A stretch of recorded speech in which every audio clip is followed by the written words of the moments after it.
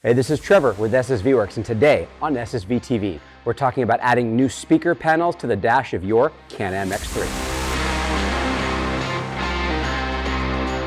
When the Can-Am X3 was first released, we created lower 6.5-inch kick panels. Those have been great, but you guys wanted more, so we came out with more, our new upper dash panels. You can see the Can-Am X3 pods right here.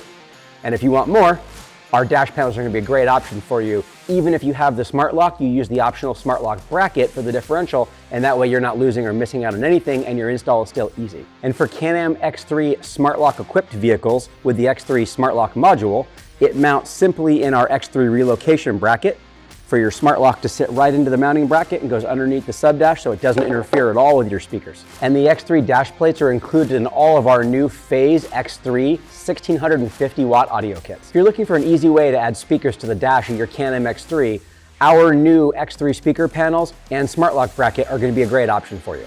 Thanks for watching our video. Please hit like and subscribe.